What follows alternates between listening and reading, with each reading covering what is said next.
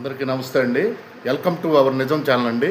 నిన్న మొన్న జగన్మోహన్ రెడ్డి చేసే వేషాలు చూస్తే ఓసరవెల్లి కూడా సిగ్గుపడే పరిస్థితిలో ఉందండి. జగన్మోహన్ రెడ్డి మొన్న రైతుల్ని పరామర్శించడానికి వెళ్ళి అక్కడ రైతుల్ని పరామర్శించడానికని అక్కడికెళ్ళి రైతుల మీద రైతులు వాళ్ళు బాధల్లో ఉంటే వాళ్ళని పరామర్శించాలి, కానీ వాళ్ళు చేసే విధ్వంసాలు, తాగి బైకు సైలెన్సర్లు తీసి జనాన్ని డిస్టర్బ్ చేయటం, రప్ప అని బ్యానర్లు కట్టి తిరగటం, ఇది ఎంతవరకు సమంజసం?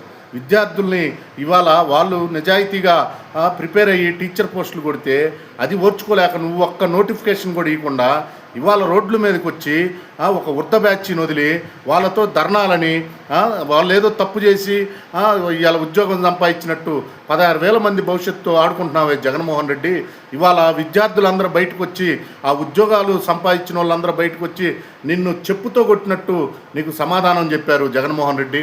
కోర్టుకు వెళ్ళావు, స్పోర్ట్స్లో జరిగిందన్నావు, అన్ని రకాలుగా కోర్టుకు వెళ్తే కోర్టు తిరస్కరించింది మీరు వేసిన అన్ని తప్పు పారదర్శకంగా జరిగిందని.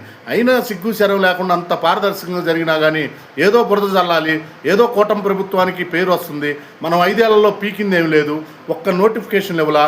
ఇవాళ భోగాపురం ఎయిర్పోర్ట్ అయింది, పోలవరం పూర్తవుతుంది, అనేక కంపెనీలు వస్తున్నాయి, విదేశీ పెట్టుబడులు వస్తున్నాయి. ముఖ్యంగా నారా లోకేష్ గారు కీలక పాత్ర పోషిస్తున్నారు.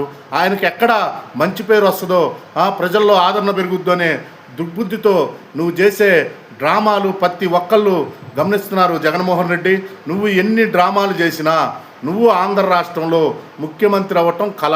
ఎందుకంటే నీ దరిద్ర పాలన, నీ చండాలమైన పాలన 5 సంవత్సరాలు చూసినా ఏ జనం కూడా ఓటేసే వాళ్ళు లేరు.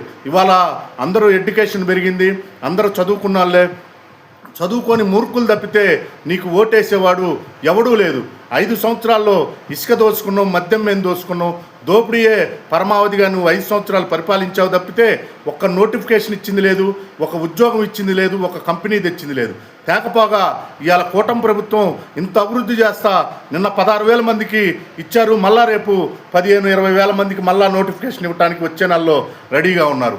ఇన్ని ఉద్యోగాలు గవర్నమెంట్ సెక్టారు, ప్రైవేట్ సెక్టార్లో ఉద్యోగాలు చేస్తుంటే కడుపు మండి నువ్వు దొంగ దీక్షలు, దొంగ ధర్నాలు చేస్తున్నావు. నీకు 5 ఏళ్ళు పరిపాలన అవకాశం ఇచ్చినప్పుడు నువ్వు సవ్యంగా పరిపాలించి నోటిఫికేషన్లు ఇచ్చి డిఎస్సి ఇచ్చి ప్రతి సంవత్సరం జాబ్ క్యాలెండర్ అన్నావు. ఒక్క జాబ్ క్యాలెండరు 5 సంవత్సరాల్లో నువ్వు రిలీజ్ చేసింది లేదు. ఇవాళ కూటమి ప్రభుత్వం కట్టుబడి వాళ్ళు జాబులు ఇస్తూ ఉంటే చూసి ఓర్చుకోలేక ముసల బ్యాచ్, OLX బ్యాచ్ని తీసుకొచ్చి రోడ్డు మీద పెట్టి ధర్నా చేపిస్తున్నావు. సిగ్గు చెరవుండాలా జగన్మోహన్ రెడ్డి? ఇకనైనా మానుకొని అసెంబ్లీకి వచ్చి అడుగు, తప్పులుంటే అడుగు. కూటమి